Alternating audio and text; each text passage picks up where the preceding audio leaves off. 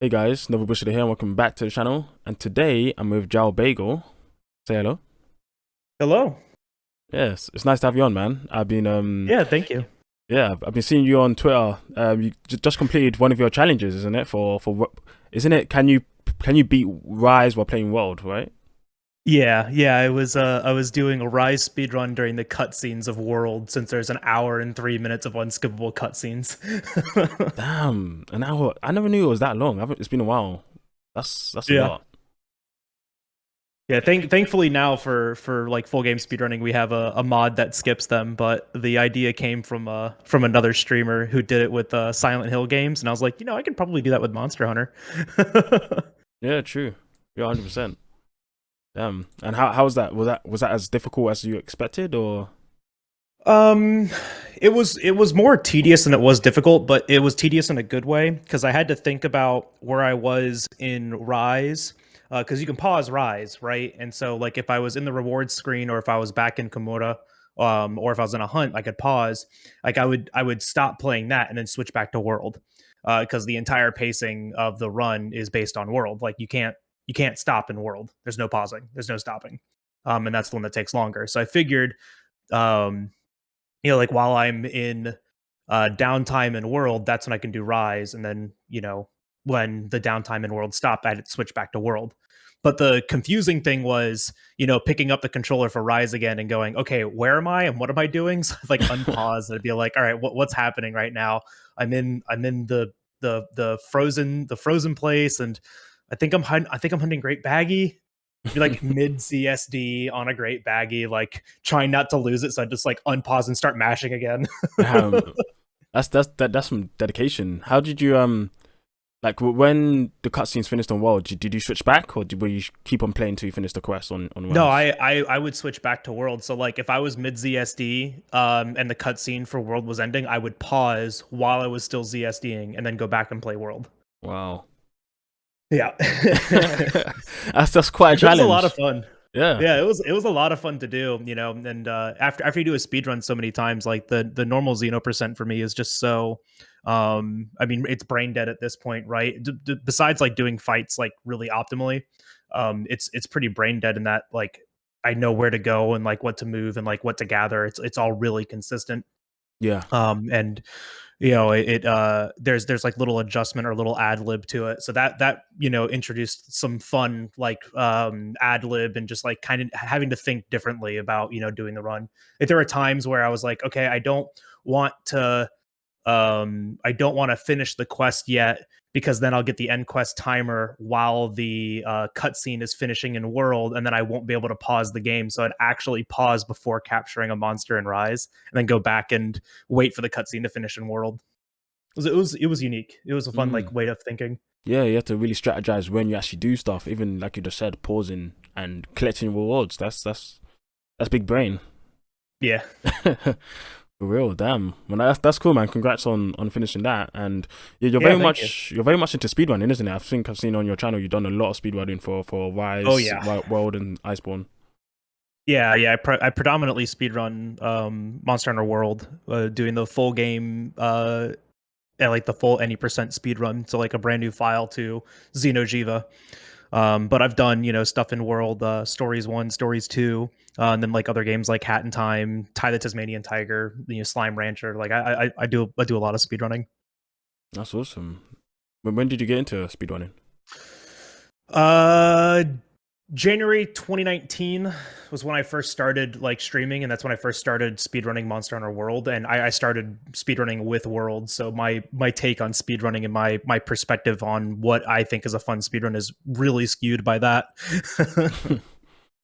Yeah, I've never really tried it, but maybe one day I'll try it. I just don't know what game I'd want to speedrun, to be honest. But Yeah, that's always the hard part, right? Like what game do you want to play that you want to speedrun? Because once you start speedrunning a game, like at least in my opinion, once you start speedrunning it, it changes your perspective and your mentality about the game. mm, So you really got to pick something that you either just really like to play a lot, so Monster Hunter, or something that you don't intend on playing casually ever again. yeah, It's like for me that was Slime Rancher, right? I was like, I played, like I played like maybe 20 hours of Slime Rancher, had a lot of fun with it, and I was like, speedruns for this are only like 20 minutes long. Let's learn that.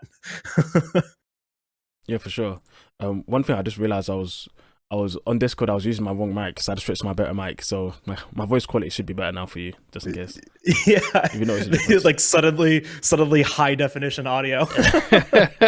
Yeah, I always forget I do that. I always forget because normally when I was talking to my friends on Discord, I'm just using my regular mic because it's so much more simple. But this one's like tied to my desk, which I mostly put to the side. I don't really use it unless I'm like recording or doing something particular. Yeah.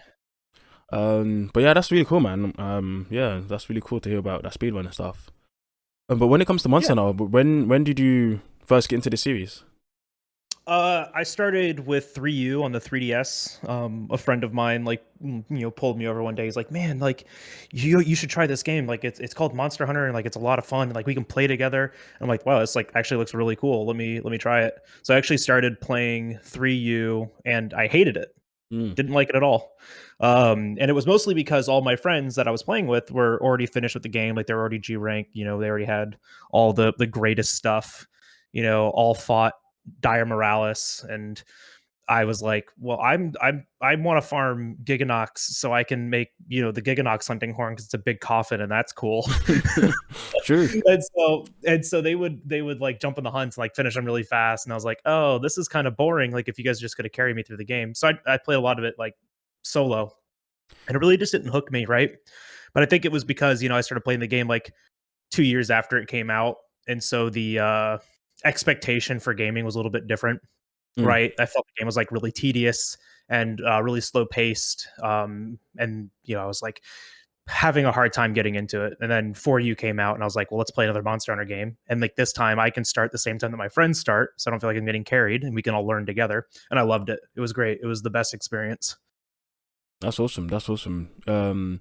It's quite whenever I play with someone new for a game, like I always try to like lower myself down so I'm like nearer to their level, because like you said, if it doesn't feel as fun if someone's just steamrolling through the whole game for you when they got all the best stuff, like it's nice to really scale back and to at least try. Yeah. And when you're new to the game, you really don't understand that, like, that's what's happening. And so you're just sitting there like trying to play and trying to have fun, and then like, oh, it's dead in like a minute. That must be normal. Right? Like, you don't know any better. Yeah. And then you've gone by yourself, things are taking like 20 minutes, and you're like, what's going on? Why is it taking so long? Like, that perception. I remember going back and trying to do like high rank hub by myself in 3U. Oh man. And I was like, why is this taking like 25 minutes? Like, we were doing it before in like 3 or 4, and like, this is just taking so long. Yeah. That's how it should be. Yeah. And there's no scaling in that game as well for the online, so it could be tough. Like, if you're fighting hub, you're fighting at 4-player health. Damn, man. Yeah, those are interesting times. But I also started I started a bit before you. I started in Try, so going into 3U. And I think I'm an anomaly because I'm like the only person I've known that picked up Monster Hunter, and I loved it straight away. I don't know why I did, but I just thought it was fascinating. I didn't know how to play the game.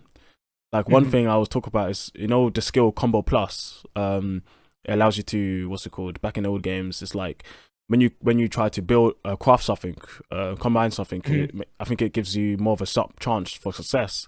Like, I thought Combo Plus actually meant you get extra hit on your combos.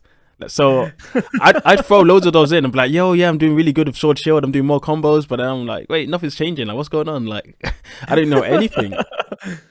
But like, just I don't know, just picking up the game and trying out new weapons, just fighting Great Jaggy for the first time. Like, I thought it was fantastic. It was like it was fresh to me. It was new, something I didn't experience before at the time. So I think it's a weird, different type of niche game. Definitely back then. Absolutely.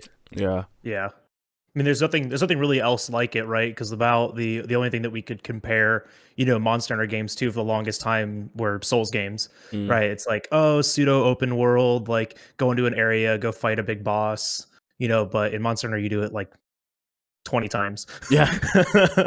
It's like, how many Rathalos do I need to murder just to build these boots? Yeah, exactly. The same boss over and over. But that was, it's still entirely unique in that aspect. Like, I've heard God Eater is really close to Monster Hunter's design, so I've always wanted to try that. Yeah, I've played God of War 3 on the Switch. It's also on PlayStation 4, I believe, and it's a pretty good game. It did get a bit boring later on, but yeah, it has more story. There's NPCs to come and accompany you, which is pretty cool. Yeah, it's quite a nice game. I actually enjoyed it. Going through it at first. Yeah, so it's worth a try. Yeah, for sure. I've owned it forever on Steam, so maybe I'll finally give that a shot. Yeah, I recommend it. At least giving it a shot is worth, I'd say. Like I definitely think there's some stuff that Monster Hunter could learn from that game. Just I can't remember particularly. There's some things I was thinking of like 3 years ago when I was playing it. Like there's some things I really like that it does, but maybe that's something I need to look deeper into, because it's always nice to see, you know, some game devs learn from other game devs. You know, is how games get better. Yeah. And then you went from 4U. Did you go to GU or did you go straight to World? So I played Generations, right? Because you know, in the West we didn't get GU immediately, so I played a lot of Generations on the 3DS, which I mean I had as much time in 4U as I did in Generations, like close to 600 hours. And you know, still loved the series. Like, you know, Hunter Arts were really fun, and but I wanted to play Double Cross, and so I downloaded the demo, and I was like, if I can get comfortable with the demo being in Japanese, I will buy a Japanese 3DS and I'll buy the game. And I couldn't do it, right? It's like it's only 3 quests and I couldn't like get that comfort and that familiarity with the game in Japanese. So I was like, oh, I'll just wait for it to come out in the West. Yeah. Then like 6 years later or whatever it was, we finally get it. It was a long time. Definitely was. Oh my gosh. And so like that's what really kind of hurt my experience with GU, because like I played all of Generations and I played the crap out of Generations. Like I loved it, right? Like I was watching like, you know, RX's like mix set Monday videos and like making all of those sets. And I was learning all these different weapons and I was trying everything out. Like, you know, there was this like really weird striker switch axe play style where you would do it with the Najarala switch axe and the frenzy hunter art, and then the skill trump card, and it was to get like twice the boost to your paralysis. It's trump card frenzy build. Like it was dumb, it was stupid. You know, it was just like some other like gimmick set to build, but like all of that that's what kept me playing that game. Yeah, right. And then World came out, and I was like, well, I guess we're never getting Gen U. And then Gen U came out, and I was like, okay, let me buy that. And I just got so bored so quick because I was too busy playing World, you know? Oh man, that's interesting. But I am playing through Gen U now. I'm actually doing an Alchemy Switch Axe playthrough, and it's been a blast. Yeah, that's a popular one. Alchemy or Striker Switch Axe is a popular one. Yeah. I've heard. But that's very interesting, and that's actually one of the things that makes GU actually my favorite Monster Hunter game, because it's just wacky, right? There's just so many things you can test out because of the styles, the arts, or the weapons, or the armor. There's like so much to test. Like, yeah, I know some people say it's not as difficult as some of the older games, but even in that, like, because there's so much to test, and I will say later on, some of the hyper monsters, some of the EX deviants, it gets insane. No, I've seen some of those deviant fights, like because I even just doing like Silverwind up to high rank, I got to Silverwind 9 in Generations, and could not get past Silverwind 10. Damn. I tried my damnedest too, because I was trying to build that whole set, but I've seen like some of the G rank deviant fights, and I'm just like, no, I'm good. Man, like, I was streaming. I've actually done them all now solo, and it was a nightmare. But it was a fun nightmare. It's like it was great. It was terrible. I hated it. I was mauling. It was great. Yeah, you know that type of feeling. Like, yeah, it was. Monster Hunter fans. Yeah, for real. Like some of the hunts, like Bolt River Astalos is like probably the hardest monster EX that I've ever fought in Monster Hunter. It's hands down, just insane. Like I couldn't believe it. But like, wild. Yeah, it's just so much you can test, which is like really fun in that game. But I had the opposite from you, because I was playing World at the time, so I bought World on Xbox and I was playing with my friends. And I bought an Xbox just to play with my brother and my friends. Because I'm normally PC and Nintendo, but it wasn't out on PC at the time. I had to buy an Xbox. And I was playing the exact same thing with a PS4. Like I remember, like release day, I like finished at the gym, and then I was like, you know what, fuck it, and I went to the to like the local game shop, and I was just like, give me a used PS4 for $100 and the game. Yeah, it's a good deal. It's a good deal, but World did struggle a bit on those base consoles. It Oh my was gosh. the loading times and the Whew. sound was crazy. Definitely at Yeah. the launch. But it was yeah, it was a good experience. I had fun. But then when GU came out, because GU came out after World, Correct. and I wasn't interested in going back to GU because I was like, okay, I'm playing World. This is pretty fun. But then one of my friends, he's never really he played for you a bit, and he got GU on Switch, and he was saying he's having a lot of fun. He's in low rank. I was like, come join me. So I was like, okay, I bought the game, but I haven't really played it. And I jumped on. I continued my save file, and we were just having a blast. We were playing like every day for like a good year. Like we'd go to the gym and we'd go late. We'd go to the gym, we'd come back, and then we'd just play Monster Hunter until 2 a.m. and then rinse and repeat, rinse and repeat. Like the dream. Yeah, exactly. Gym and Monster Hunter. that was it. That was it. So it was great. Like GU was everything to me. During that time. So yes, it's still just up there for me. And it's a bit sad because I actually never really got too much into Iceborne because I was too busy playing GU when Iceborne came out that I was like, I'll get it eventually. But Yeah. I never did get it until I think sometime in 2020, and I just haven't completed Iceborne because I was just so interested in GU at the time, and I do need to get back to that game because a lot of people say it gets really, really interesting. When it comes to Iceborne was a lot of fun. I think one of its biggest drawing qualities though was the community rather than the content. Because the streaming community for Iceborne was huge, right? You know, for World in general has just been gigantic, and that's really what pushed this, you know, more camaraderie in the Monster Hunter community, especially on Twitch. And I think the way that they did like release cycles with title updates, you know, kind of taking this this pseudo live service approach really helped the longevity in the community of the game. You know, like something's coming out, we need to farm that thing so we can have the latest and greatest, and it did it progressively, and that made it, you know, an easy game to kind of go back to for everyone. And then like just to keep playing, right? Like, you know, streamers wanted to like help new viewers and like help new people get caught up. And, you know, we're preparing for like the next thing. Like I remember when, you know, Rajang was being released and Raging Bracky? Raging Back, yeah. When those were being released, I was making like playing the game casually, like making sets to fight them, you know, because it's not like we had Fatalis back then, you know, and those things hurt even with Fatalis, and it was like, you know, just trying to build things to take onto those things. And then like Elatrian's coming out. Okay, we need to farm like Kiar elemental weapons for this thing because like that's just like what's going to be the next thing. It's like it really made like a different kind of sense of camaraderie for it. So going back and like playing Iceborne solo and just always having that content is a really different feel. I never really thought about, not a bad one, yeah, but just different. Yeah, I never really thought about that. That's very interesting. Yeah, because like I get the question all the time, like, oh, should I play World or should I play Rise right now? Like I'm new to Monster Hunter, like which one should I play? And I usually say like you should probably play Rise. One, it's a lot, you know, more watered down. Two, I find it like a lot more just fun casually.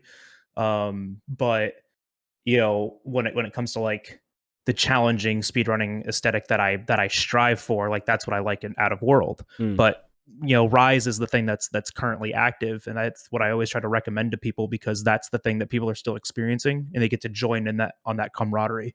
That's true. I get that. Yeah, and it's actually interesting. A lot of new people that I've seen coming into Monster Hunter, they've actually preferred. They've tried World but they preferred Rise's. I guess the combat changes. You know, a bit more stylish and a bit more fluid in some of the things. So I think recommending newer people to try out Rise is a good one.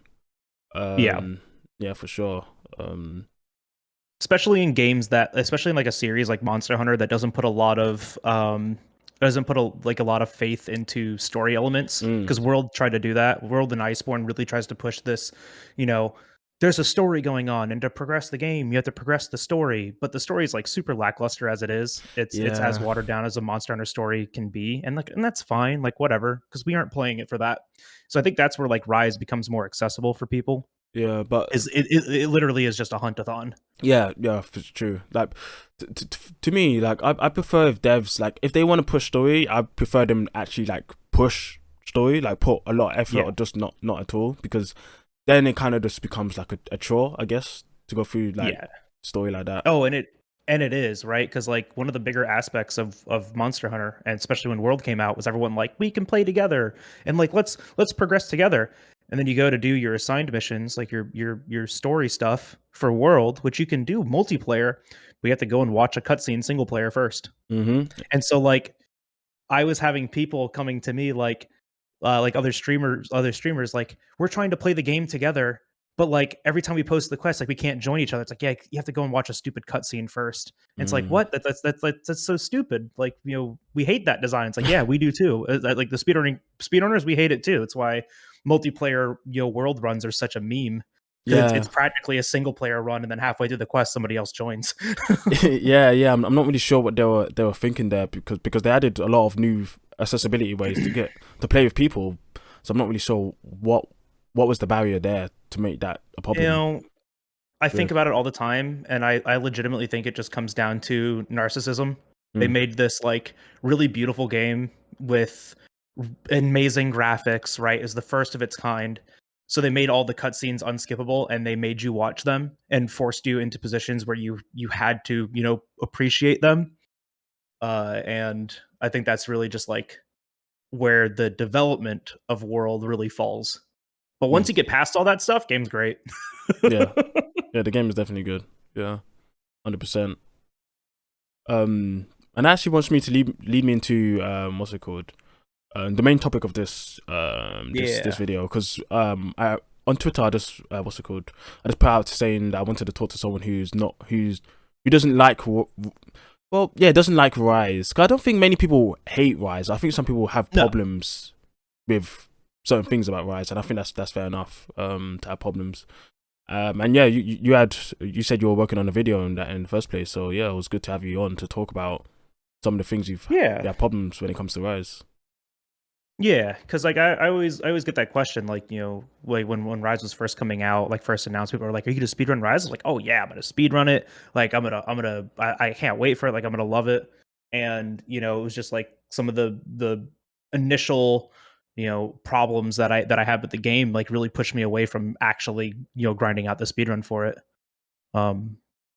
Yeah, I don't know if you just wanted to like jump right in it, or if you had something that you wanted to like ask about first. Because man, I can just go. Yeah. I got a list. Go for it. Let's go. All right.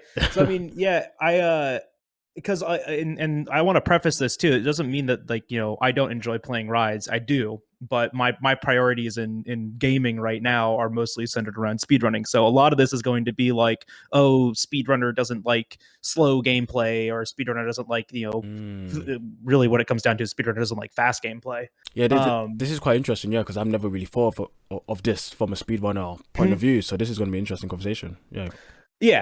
So I mean, and so that's really where it comes down to, is like the first like initial I'm not interested in this game came in the aspect of all of the RNG that's associated in the game. And this is just comparison, right? Like in World, for the speedrun, every assigned mission has fixed HP, fixed spawn, except for one quest, which it doesn't really matter on that quest because all the spawns lead to the same spot anyways within 15 seconds of each other, so it doesn't matter. So yeah, they all have fixed HP, they all have fixed spawns, they all have fixed monsters, spawns, like everything is static. So it made the speedrun really consistent. Rise is a beautiful game. And they make you want to just explore every inch of it. Yeah. And so they thought it was a brilliant idea that every monster will have 3 different spawn locations, 30%, 30%, and 40%. And monsters will have unfixed randomized HP, which even in the demo we were noticing was gaps of like 2,000 health. Yeah.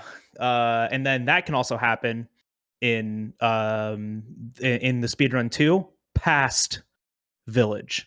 So fun fact, all of the village quests have fixed HP but not fixed spawn location. But then once you get to hub, that's when you start introducing your random HP. Not only is there HP scaling from 2, 3, and 4 player, there's also random HP rolls that also get the random HP scaling. So at 4 player, I think one of the largest gaps I saw was 8,000 health or something like that. It's stupid. Damn. Okay, so it gets big. So let me get this straight. So Village has set HP, but Hub has random HP. Correct. Okay. All right. And but when you're speedrunning, are you only speedrunning Village, or do you also jump into the Hub after that? So there are categories for Hub. I refuse to do them now. I did it once and I despised it because you would just lose. Like I did it twice, and the first time that I did it, I was like, okay, this is fun, and then I made some splits and I had something to compare against. And then the second time that I did it, I was like, oh wow, this is awful. You'll just lose 2 minutes because of an HP roll. No. This is no longer fun. So when I speedrun Rise, I mainly just do Village. So like that's beginning of the game to Magnum Mallow. It takes like an hour and 10 minutes. Yeah. It's really fast. Yeah. It's a lot of fun too. If you're looking for a full game Monster Hunter speedrun to get involved, I 100% recommend Rise. And so like that's the fun part. But just this like random element, in which is drastic too. It really just put like a sour taste in my mouth as far as a speedrun goes. Casually though, it doesn't really matter, right? The only difference is that you do, like, even in a casual sense, you do really feel like, man, this monster should have been dead. Like, I just killed 3 of them and they died by now, and I've had like a really good fight. Like, why isn't this one dead yet? Which, yeah, HP rolls are supposed to introduce like a random element to the game. And they're a legacy that's been in the game since its conception, right? So like they keep adding them to introduce this random element, so not every hunt is exactly the same. Sure, that's perfectly fine. It's just the laziest way to implement it, in my opinion. But it's going to keep being in games because it is, it's been there since the beginning. Yeah, true. That's very interesting. A lot of interesting things there, because when you first said RNG, I was thinking, wait, I wonder what he's gonna say next. And then when you talked about spawn points and HP, I'm like, wow, I was not expecting that. I was not expecting that. Because you can't really complain about like monster AI RNG, right? That's a part of the game, right? 100%. And I won't really complain about that. I will complain about just like the roaming of monsters in Rise and just one randomly appearing. And how they do AI transitions in Rise, but that's literally from a speedrunning's perspective, which even casually can be kind of annoying, right? Like you want to fight Magnum Mallow, but it spawns at the very top of the ancient of the shrine ruins, and so you spend the entire time running all the way up there to get there. Only to the moment that you get there, he transitions. Yeah, because all the transitions are time based. They aren't HP based. They aren't based on like an engagement timer. It's if he's been in that area for like arbitrary, like 45 seconds or whatever it may be, he just wants to leave now. It's like, oh, okay. Okay, yeah, that's interesting. I can definitely see from a speedrunner point of view how random HP and the spawn location, because I've definitely noticed spawn locations. Like when we're trying to kill Demo Magnum Mallow, that was difficult because he was already hard, but then it would also depend on where he spawns and how you actually like strategize around it. So yeah, it can definitely mess up. I can definitely tell when you're actually like running through the whole game, it will definitely mess up how you approach the speedrun. So I fully understand.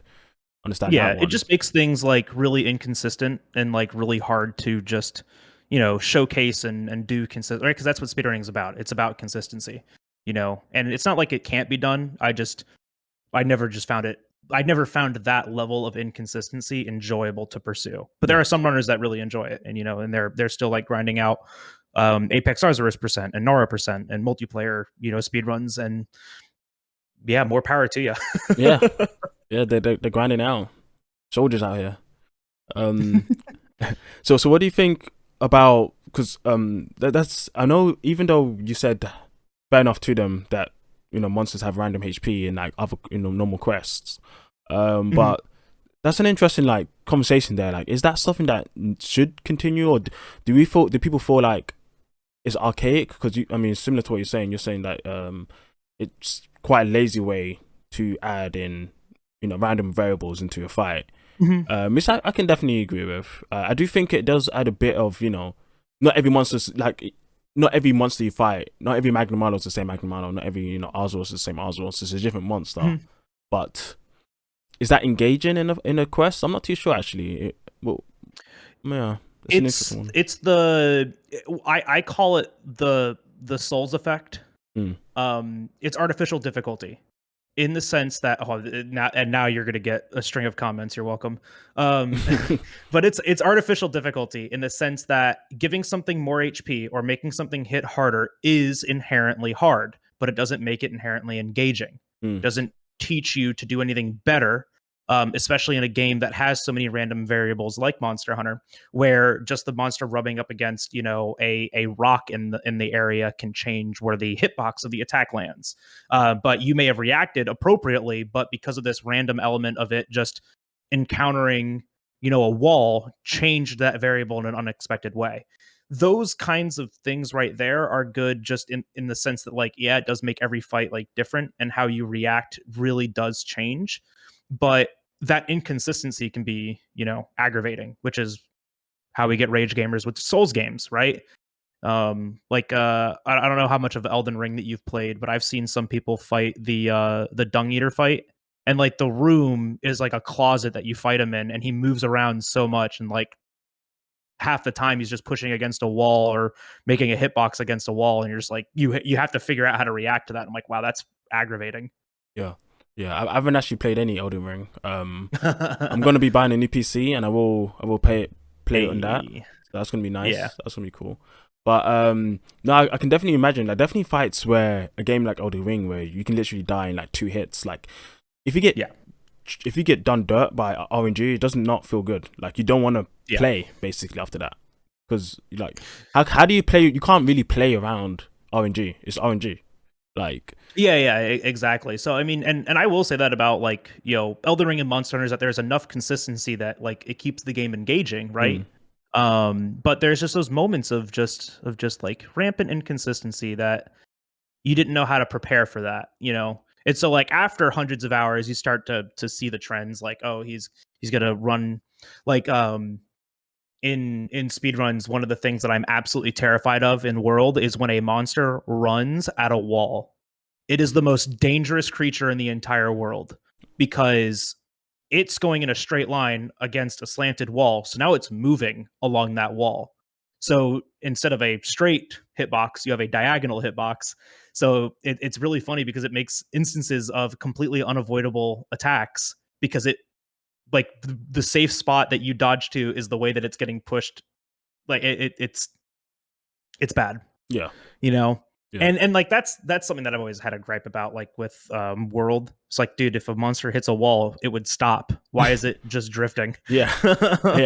Like, that could have been an interaction that it had. And like, those things like that exist. Like, Diablos can literally, like, run into one of the pillars in the Wildspire Waste and get stuck in it.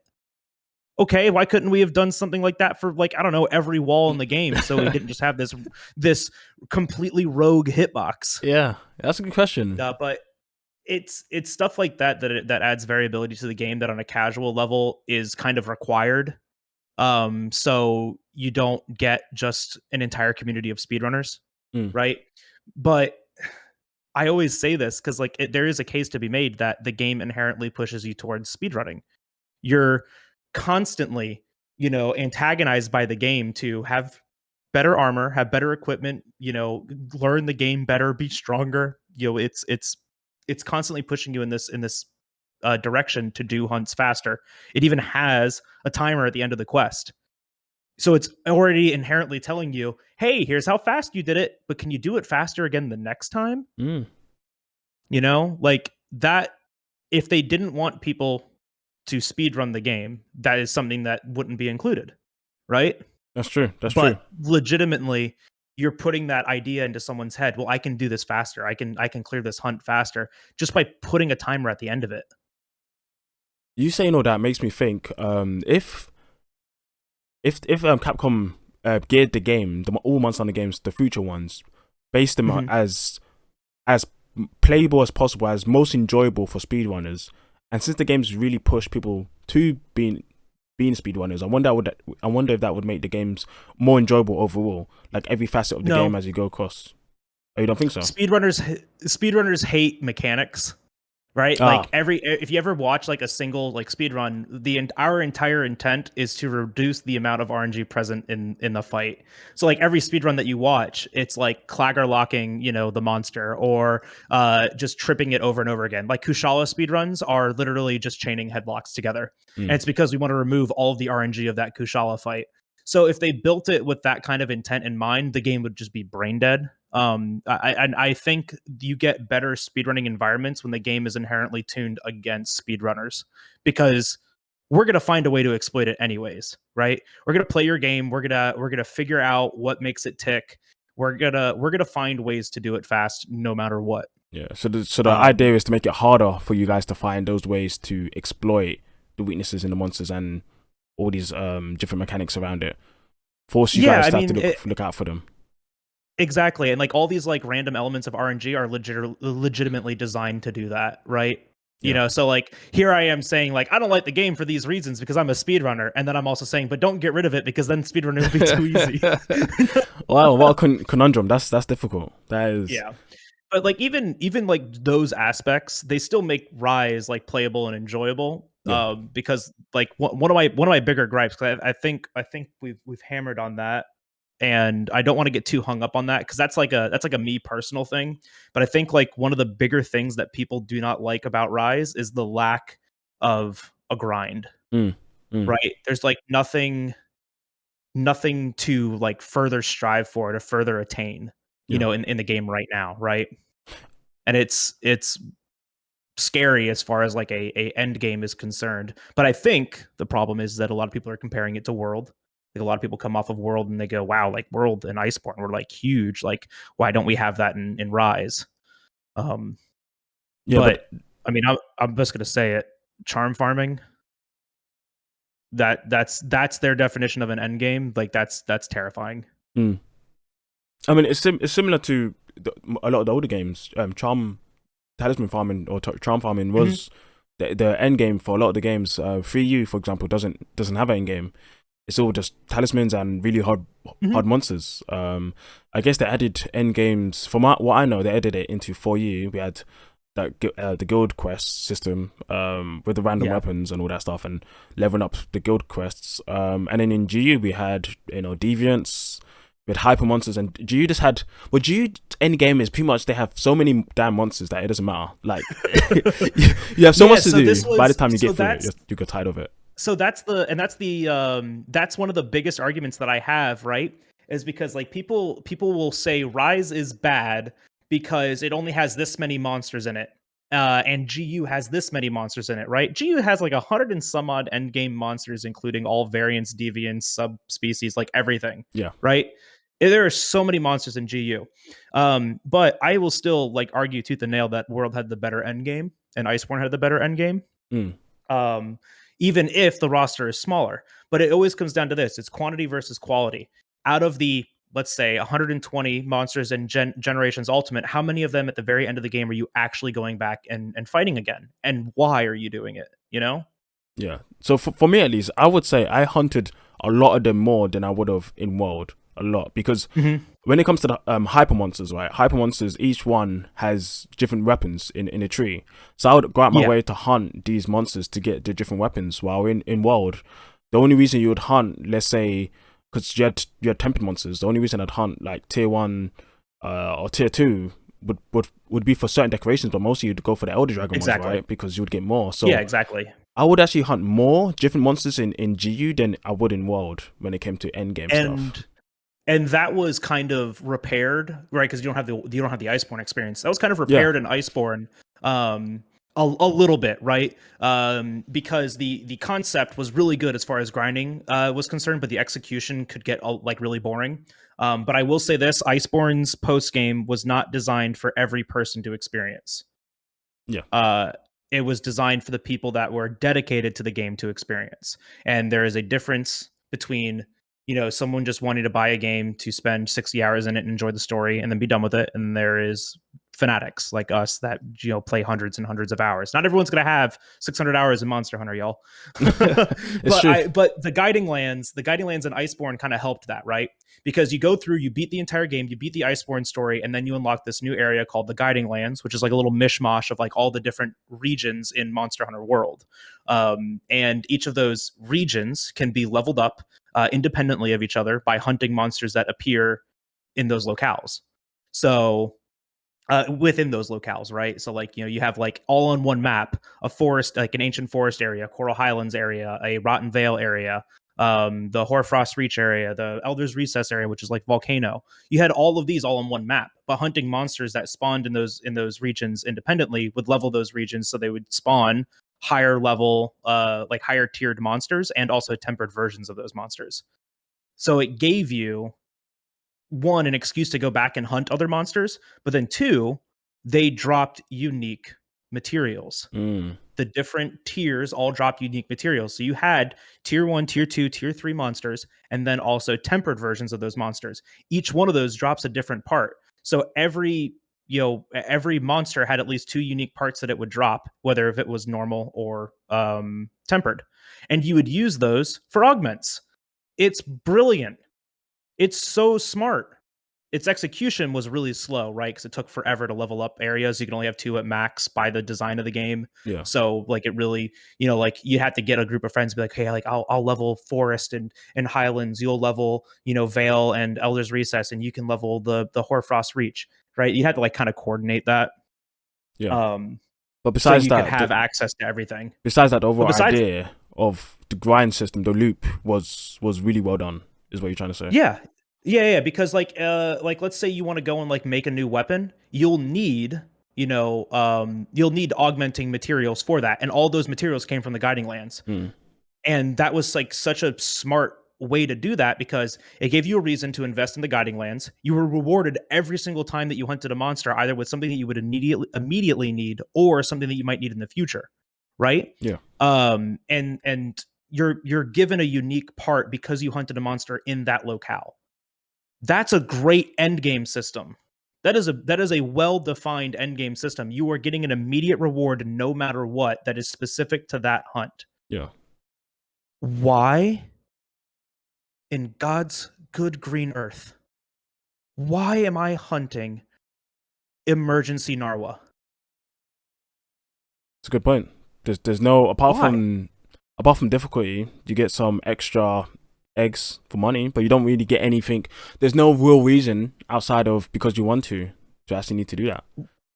And then I'll go even further. Why am I hunting Apex Rathian or Apex Rathalos or just Apex monsters in general?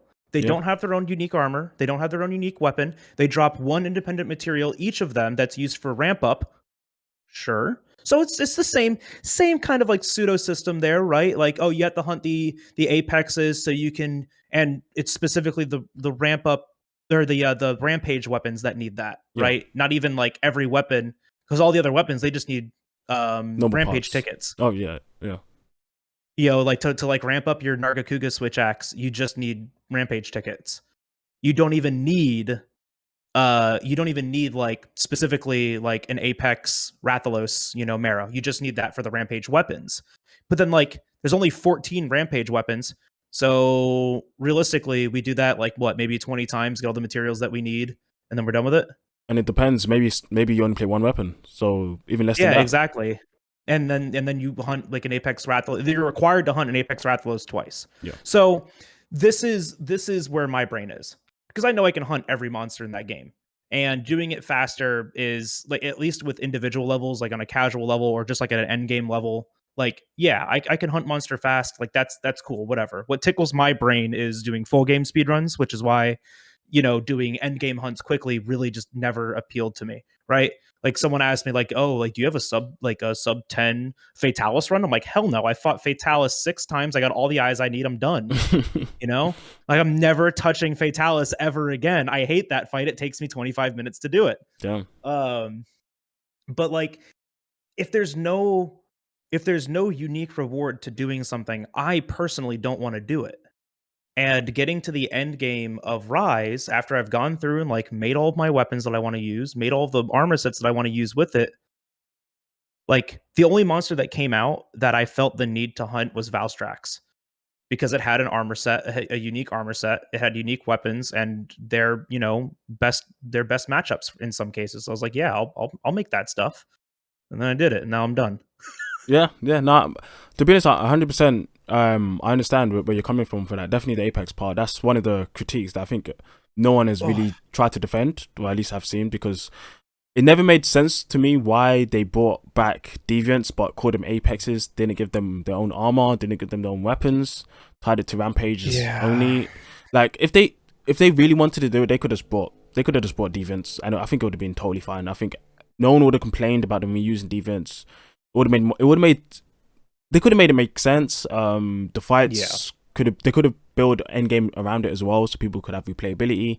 I'm not really sure what went wrong there, but overall, from what I'm getting from you, and I think this is a good consensus of most people, is that there isn't enough to grind at the end game, because I think most people really enjoy.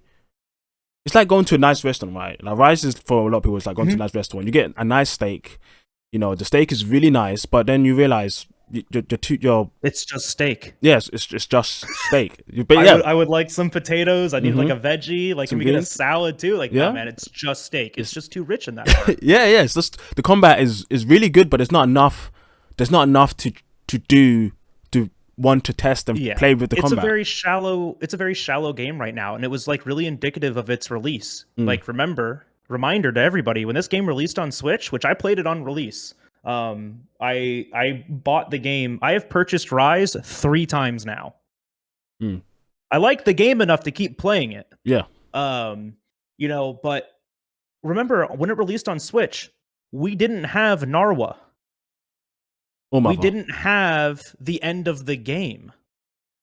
And I still think, even now, in its air quotes complete form as Rise, we don't have the end of the game. I think Apexes in G rank, in our master rank in Sunbreak, will actually be, unique, like armor, unique weapons, something.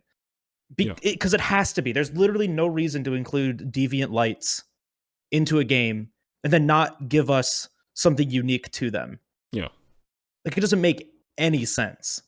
So I am hopeful, and like, if we're sitting here and having this realization, Capcom has had to have had this same realization too, that they have to do something unique with the Apexes in Master Rank, because if they don't, the game's gonna flop even harder, right?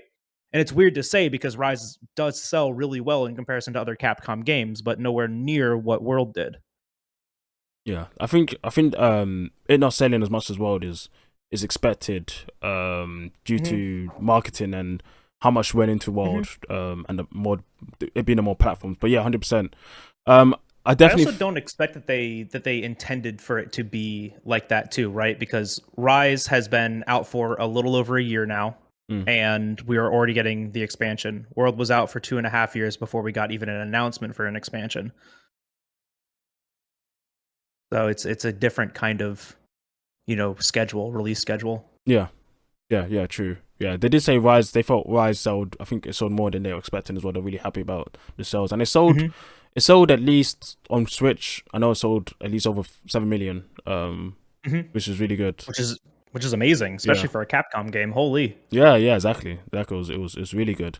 But yeah, for sure, if we've realized this, and a lot of the community have realized this, Capcom have to have realized this, because I think that's the missing link in the Rise situation. There are some other stuff, but I think it mostly comes down to the end game leaving people a bit jaded in the fact they want to play the game, they just don't know what they want to do in the game. And I've noticed this during playing games, because there's some games where, like, there are some stuff to do. Like, if you wanted to try new weapons, you can say that, you can try new weapons, but there's a difference in, I want to do something and there is stuff to do. You might not want to do the stuff that there is to do, right? And I think that's a lot of the people haven't been incentivized enough to want to do those things, because that's not their priorities. Their priorities is, I like this weapon, or I like this, I want to grind this exactly through the game, and there's not enough of that. That's something definitely, and it's really telling too that that's like a consensus, right? Because, like, if you look at what people are doing on Twitch with Rise. You have Sephiren that did crafting 1,000 switch axes, 1,000 origami switch axes. No one's gonna do that, but that's how he has thousands of hours in the game right now. It's because he's crafted twice and fully upgraded twice 1,000 origami switch axes. And then there are people like Jiren Korpeko that grind to HR 999 both on Switch and on PC. Yeah, like no one's doing that, and the HR 999 grind is really funny because it's just the Diablos rampage over and over again. Yeah, that's it. Diablos. Yeah, I remember that. Gives you the most HR for the time, right? Yeah, it still does. Damn. Still more than anything else in the game. That's crazy. Yeah. And we have emergency quests, which I wonder why emergencies wouldn't give us more HR. Oh, they just don't. There's no emergency quests, dude. I can't. Event quests, super fun. Give me more Sonic event quests, give me more Okami event quests, give me event quests like that. Super, super fun. I love that stuff. Emergency fights, emergency Apex. Not your thing. Nah, there's no reason. There's no reason to do it. I think emergency quests would be great if, like we said, the Apexes had their own armor, but in the emergency quests, you get more stuff, so you have more incentivized to do the harder one, right? Or more HR, or more money reward, or more something, right? Give us maybe it gives more rampage tickets, right? Because the Apexes don't give rampage tickets, but maybe the emergency Apex do. That'd be great. I think they actually don't have to farm rampage anymore. I think they actually do. Yeah, I think they do. Yeah. Snap. Don't perfect. Yeah, we're halfway there. Still, we got the problem with the Apex armor. Yeah. No, man, no.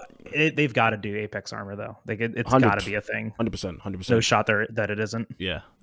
I feel like if they had that, if they had hyper monsters, hyper tempered, whatever. I love hyper, to be honest. I prefer if they had hyper. Yeah. And they had weapons tied to them as well, like GU. I think it would be rap. It would be so fantastic because I could just test around with all these different things. I already love Rise as it is. It's a great game, but if the thing I do critique is definitely the Endgame and Apexes. That's the thing where I say, I hope Sunbreak definitely does more of this. I do understand that not all Monster Hunters have Endgame. Base World's Endgame wasn't. It wasn't. The Endgame was decorations, and that's not the most fun thing. The Endgame, it was decorations and weapon-specific streamstones. Because remember, augment, you had to have a shaft streamstone to augment bow or insect glaive. I hate that, man. And then, I hate that gone. So much. Thank goodness it's gone. They completely revamped the augmenting system for Iceborne, which was a blessing. Yeah. But if you ever do sit there and grind out Endgame World, which I do not recommend that anyone does anymore, it's lost on you, right? Yeah, because it was terrible. Still in the game, but it was terrible because you had RNG on the stream zones, you had RNG and decorations, and even if you get the stream zone you want, it might not be for your weapon. And even if you get the one for your weapon, there's 2 different types. So it's why? Why? Can we talk about that though? Can we talk about the RNG systems? Because I this is one of the things that people, because we didn't talk about talismans yet. Yeah. And that's the Rise true end game. It's well, you grind talismans now. You grind talismans. And this is my biggest gripe with the game. The fact that you are instigated in Rise to go out and hunt monsters, to take those monster parts, to convert into talismans, to then get random talismans. I have no problem with random talismans. I have no problems whatsoever.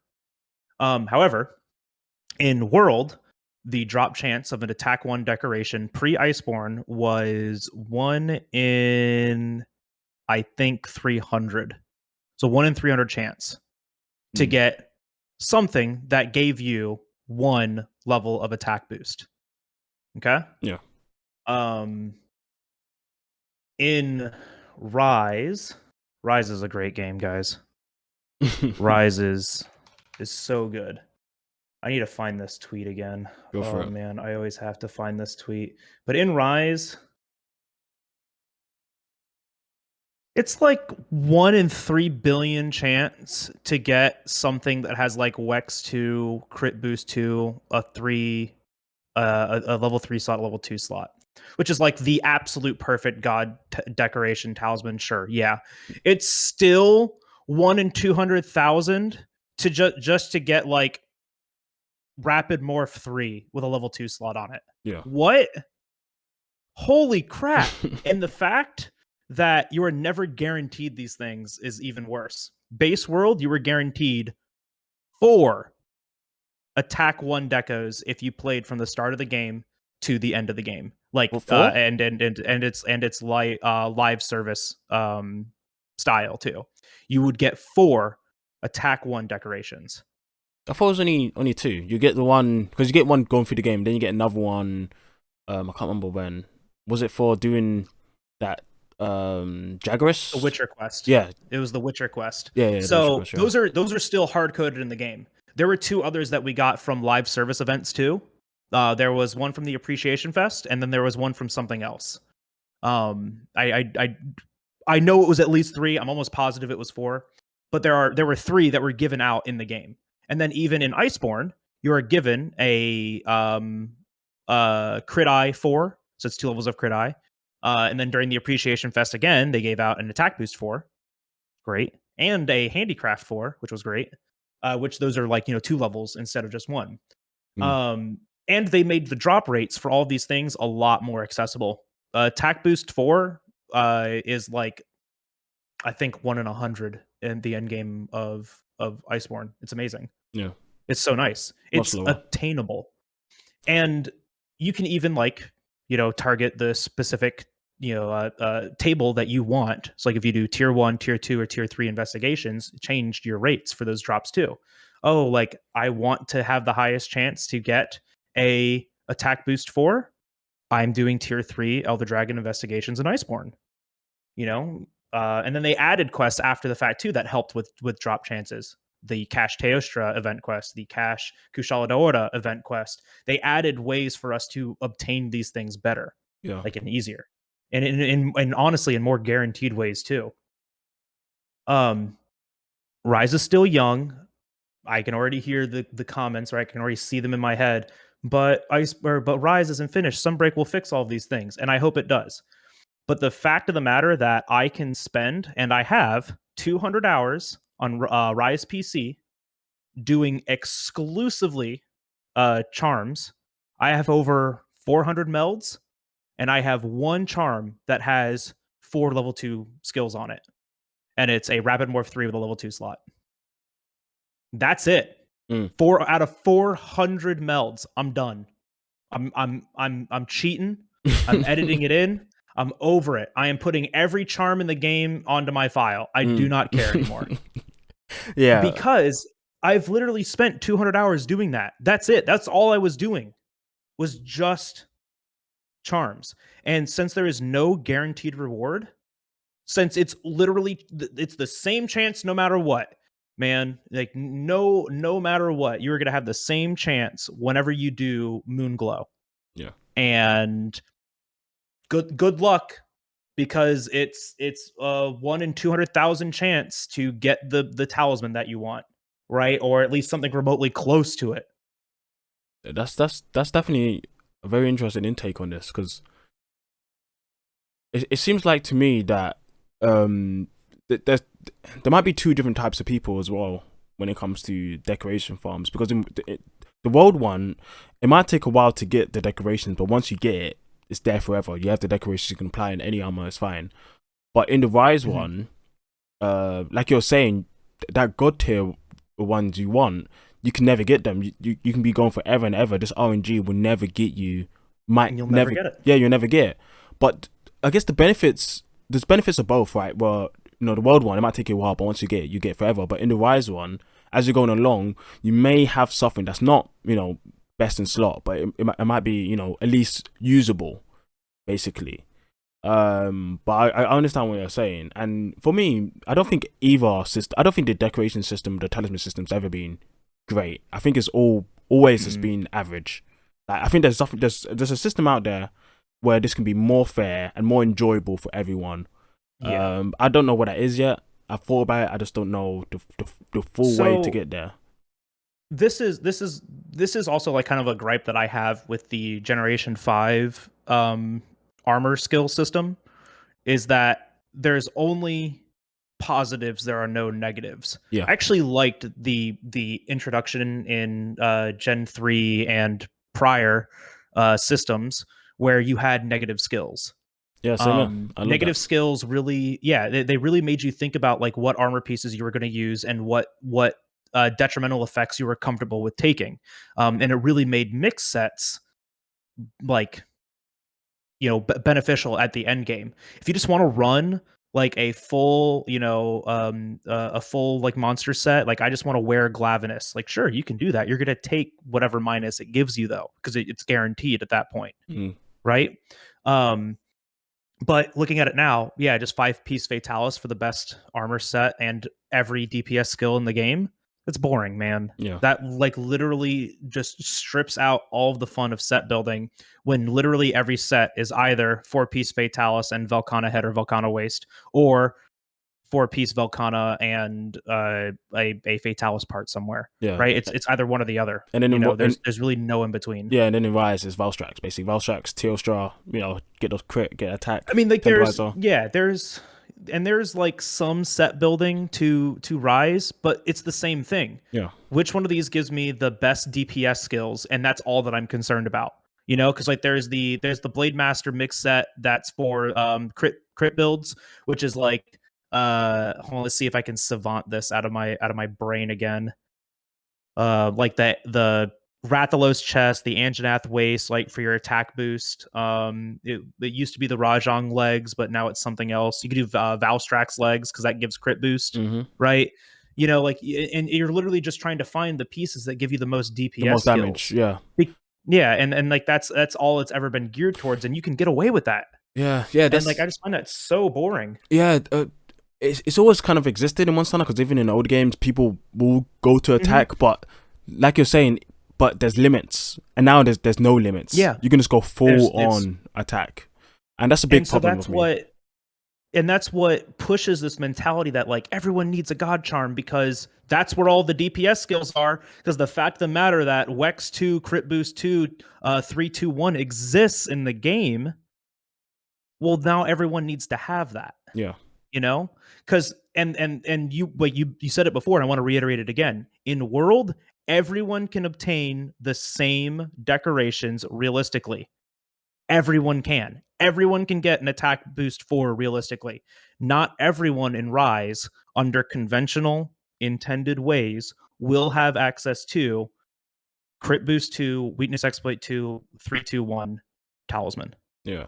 Like it's the odds that everyone gets that it's impossible. Like I would just say it's impossible, right? Yeah, but that every player is going to get a 1 in 3 billion chance or whatever it is, talisman. I've been trying to find it. Yeah, I suppose the caveat is for that one in Rise, you can at least you can just create the decorations you need, so you can get 4 of the attacks you need or 4 of whatever you need, but the talisman is still a problem there. It's adding, like, the best talismans in the game add 6 levels of a level 2 skill, which in Rise, it's all about level 2 economy, right? And if you can add just 6 level 2 skills, yeah, dude, that's really good. Because when you start crunching the numbers on this stuff, as far as speed running is concerned, this matters.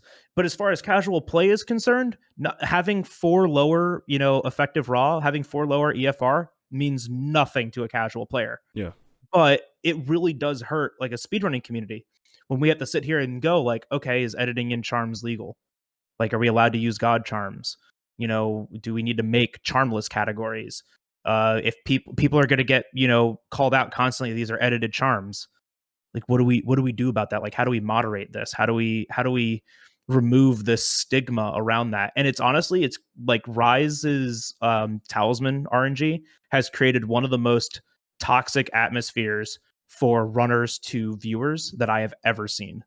Because like every good run that I see go up, which is all really good play, all really good execution, the top comment on every YouTube video is guard charm, like don't care. Damn. Like, oh, god charm, no wonder why it's the fastest. Then you do it. Edit in the charm and then you do it. Yeah, but it's created like this, it's just created one of these like really just obnoxiously toxic, because like it never happened in World. It's like, oh well, you have your attack boost 4. It's like, We can get you one today if you really wanted to grind for it. We can get you one today. Mm. Yeah, I think there's definitely a problem there, but I think it's more underlining of an issue throughout Monster Hunter where they really push you more towards the attack stuff, but now it's even more highlighted in 5th gen for sure. And I coming back to what you were saying before, I 100% agree that negative skills definitely make it more interesting, where you have to really play around what you bring and what you don't bring. But negative skills don't work in this new system of, you know, each skill gives you +1, because you can't, because it'll be +1 and -1. Like, you have way too many negative skills. It wouldn't work. I'm not really sure what the answer is there. Something I need to think more about. But I mean, it's a really, it's like, how do you balance it in a way that it is predictable and not just wholly RNG, right? Because like one thought that I had is like, okay, well, like every skill is tied to a negative skill. So if a positive of if like attack boost 1 appears on a skill, then defense boost -1 appears at the same time. But then that's still predictable, right? Then like, you know, you have to more or less like build around this idea that you're going to have, you know, decreased defense because you're taking attack boost. Yeah. I think there has to be some amount of predictability, but there has to be like it needs to be some. Like, I don't think we have to be so rigid to say no predictability or no RNG. There has to be lenient for at least a bit of both, I think, to actually make something work. Yeah. It's just how much is the question.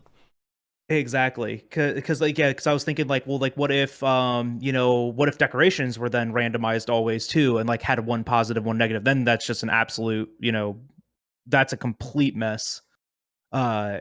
Because then you have random decorations, then random talismans, and like, what about your equipment? It would just be a mess. Yeah, it would be. It would be interesting. Like, I'm honestly curious, because I do not see this system, at least in the way that it exists now, carrying over to Monster Hunter 6. You know, whatever comes after Rise. I don't see it in its way now carrying over. But then again, I kind of do, because the game has always been progressively moving towards a less tedious aspect, more quality of life things, and making it more accessible to a larger audience, which I'm fine with. But it does inherently, especially with like how they design things, it does kind of devalue the end of games. Like, literally adding Fatalis gear devalued the entirety of the Iceborne experience, because now people play the game and they're like just rushing to get to Fatalis so they can have the best equipment in the game. It's like, whatever, man. You weren't there when you know, the best set was like a mixed set with Teostra. Like, Teostra Brachiodos was like a really cool mixed set, because you couldn't have just every skill. Like, literally, I don't know how much you know about it since you didn't play it, but I've been paying attention. I've been paying attention a lot. The Fatalis gear is literally every DPS skill and the only 2 comfort skills worth having in the game. 3 comfort skills, because you can fit every DPS skill on Fatalis, like for full crit. You know, with the Fatalis weapon, you can get every weapon to 95% crit, which is enough. Yeah. With all of your DPS skills, including Coalescence, which is just a free DPS skill, and built-in health boost, built-in stamina boost, and built-in evade window, and still space to fit Divine Blessing. That is absolutely ridiculous. And like, the weird thing is, Vitalis armor never used to be anything close to this. Like, it was good, but it was never like god tier. Like, in the old games, like, fair enough. I think there was like one of the event quests from, like, what's it called? I can't remember what it's called. It was like Star something, was like really popular. I can't remember what it's called. But like, I never really felt like one set was the end all and be all. I was always testing out different stuff with different weapons, you know, and different playstyles. Like, and that's what I liked. But in the newer games, I guess, it's hard to really recommend different armor, because there's always, it's so evident that one is godly compared to the rest. Yeah. And that's a problem. I'm looking it up because I wanted this comparison, right? Because once again, like, we're going back to like how World's Endgame was imbalanced, and the comments are going to show like, but that's the end of Iceborne. And I wanted to give a comparison. I just wanted to remind people like what I'm just looking up, you know, a switch axe build really quick. Because what game? In Rise. Okay. Switch Axe build, because no, that's MHW. Come on, Google. I know it's usually what I search, but I wanted to remind people what skills on current Rise builds look like right now. Attack Boost 7, Weakness Exploit 3, Razor Sharp 3, Stamina Thief, which we'll ignore, Rapid Morph 3, Evade Extender 2, which is there, Level of Dragonheart, which is there. But literally, it's all the DPS skills. Attack Boost 7, Weakness Exploit 7, Razor Sharp 3, which is synonymous to Handicraft for World, and Rapid Morph 3. Those are all of your DPS skills that you need for Switch Axe. Yep. The only thing that you don't fit in here is Crit Boost. How does this not fit Crit Boost? Yeah, I thought this is the... Which one is this one? Oh, that's for Rampage Slicer? There's one that fits in Crit Boost. I thought they would probably prioritize more crit rather than attack if they're going for... Depending on which one. Yeah, because this is with the Rampage Switch Axe. So it has 0% affinity anyways, so it's not like you're hitting 100% with it. Which one was I thinking of? I wanted to find a Nargacuga. Here we go. A Nargacuga build has Crit Eye 5, Rapid Morph 3, Crit Boost 3, Weakness Exploit 3, Master's Touch 3, Evade Extender 3. It's all there. So offensive. All of it. Yeah, and that's a big problem. Definitely, yeah, newer games definitely they push you more offensive. At least in the older games, I mean, definitely in GU. GU was one of the games where I actually went out my way to put more. Like I would run full sets because definitely like Deviant Armors, the full sets were really good. Well, some of them, and they would have like one defensive skill there, or there was something there or two defensive skills that were quite useful. Like, and it was quite nice, not just always running full attack. And I think it's a big problem. And I really hope they really try to fix that in the future, where some of these defensive utility skills are way more useful. That people actually consider thinking about, because right now no one's thinking about stamina much at all. No one's thinking about win res, tremor res. Like, who cares about this? No one cares about them. Like, I think maybe monsters need to do more, like more to us, not just by damage. They need to do more tremors. They need to do more of the air, more of roars to make people go out of the way to get some of these skills that are like very niche. Yeah. Because what's the point having them if no one needs them?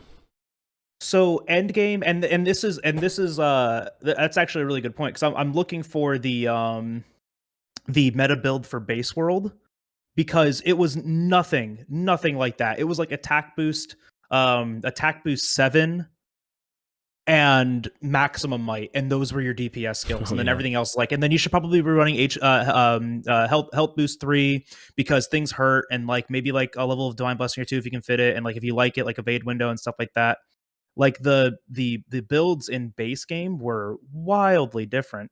But like even with Arc Tempereds in base game world, I was going out of my way to, like, I built a set specifically for Arc Tempered Lunastra that had like 3-piece Kushal Dorada in it, so I got wind pressure negation, like true wind pressure negation. It was the only way to do it. And then like I built in fire resistance and stun resistance, and I went out of my way to do that. And then I focused on DPS skills, because like I wasn't surviving the fight, and inherently I didn't think the fight was cheap or anything like that. It was just what was needed. Yeah. It was engaging enough for you to have to go out your way to actually use things you wouldn't necessarily normally use, right?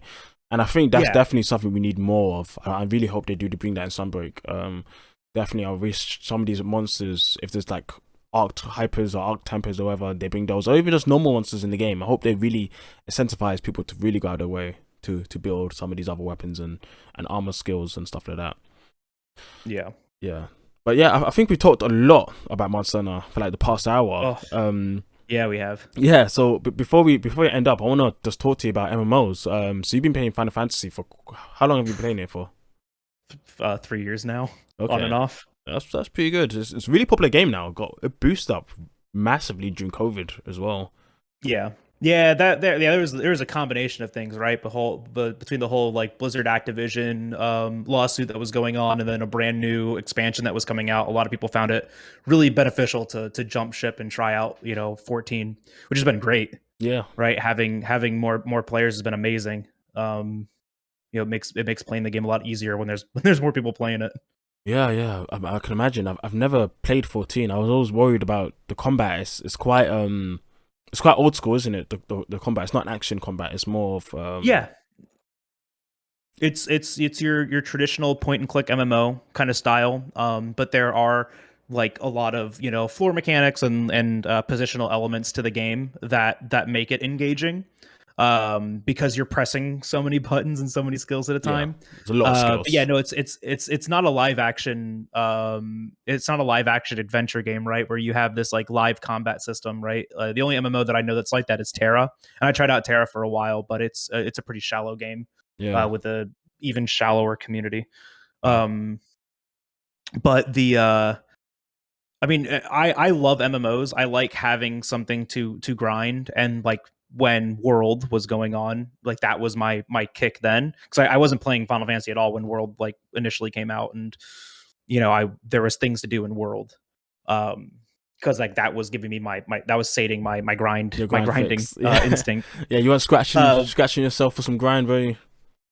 No, I'm but now I'm playing a lot of 14 right now, and that's what I've been doing mostly, is just like leveling new jobs, doing current patch content, end game content, That's and awesome. just kind of enjoying that. Yeah, I mean, I might try out sometime, but It's the free to level MMOs. 60. Yeah, the MMOs I've traditionally played. So I started. I mean, back in I'm from the UK, and everyone here when Mhm. they were young, they played RuneScape. That was the thing here. Everyone played Yeah. RuneScape. And then from there, some of these Korean ones, but I won't go too much into those. But a bit weird. But Guild was actually one of my MMOs that I proper first started, and I'm more of a Guild Wars guy. So I've been playing Guild Wars 1 since 2007, Nice. and then Guild Wars 2. I've been playing that since 2012. I dipped in and out. I just started recently playing it a lot again. Have you ever played Guild Wars at all or any? No, I've watched a bunch of it, but it's never looked like something that is like inherently grabbed me. Mm. Yeah, I guess one difference people, because it seems like the MMOs at the moment that people compare as like the big ones, like I think Final Fantasy is like the biggest at the moment, I'd say, Yeah. outside of WoW. And then Guild Mhm. Wars is another one that's really big. Since what's it called? New World didn't really it didn't really last too long, Yeah, New unfortunately. World kind of flopped, didn't it? Yeah, which is unfortunate because I thought that game might have potential, but Oh yeah, no, I thought it was gonna pop off, and yeah, it was strong. It was strong for a few days, and then that was about it, yeah, unfortunately. yeah.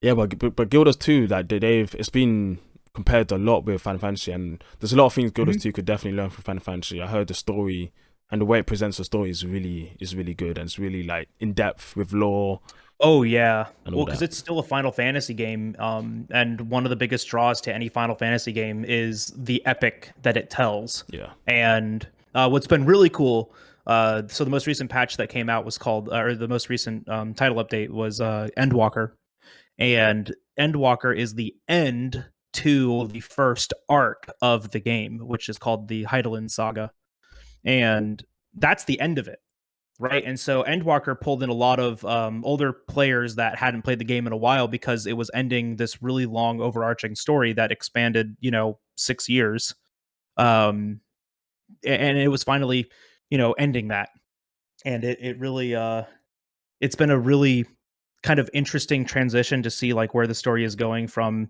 the end of the Hydaelyn arc to whatever is coming next, which will be patch number 7. And yeah, I mean, I don't know. This is the first time I've ever seen like a transition like this for a game. I guess except like outside of like maybe Cataclysm for WoW, because I was playing a lot of WoW back then. Mm. And when Cataclysm came out, it was a really big shift, because they were more or less destroying the entire world, right? Like Cataclysm was changing all these things, and it really did feel like a big shift for the game then too.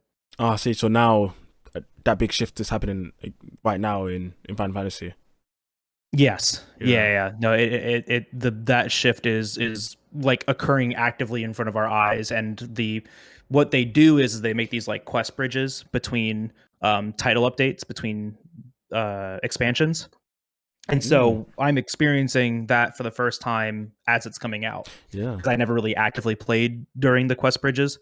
And so I'm getting to experience the high level like raiding, like the extreme trials and the savage raid content. I'm doing alliance raids on patch release, so I'm doing them when they're intended and with the gear that they're intended for. It's been really interesting. Yeah, and it's like you're saying, it's a bridge between the expansion that's came between out expansions. Yeah. That's really cool, because Guild does something similar where they call it Living World, where it's like stories within the game between the content from expansions as well, to keep the person engaged. And so it's I guess I mean, MMOs are pretty much games of service before games of service were games of service, but it's like it's even more ways to keep people engaged between expansions coming out. So it's quite fascinating. That's really cool. Yeah, I might need to think of jumping in and trying out until level 60, as you said, right? Yeah, it's free to level 60. Yeah, it's honestly, there is a like it took me like 30 hours to get to level 50, so there's plenty of content. And if you do like story-based games, it's such a good story. Yeah. I'll definitely check it out. But one other thing, actually, I realized I never asked you if there was anything you actually wanted to ask me about anything about Monster Hunter or anything in general. No, I mean, I think we covered a lot, right? Because like you shared your perspective too on Rise and your history with Monster Hunter games. Yeah. And really, that's about as much as I got.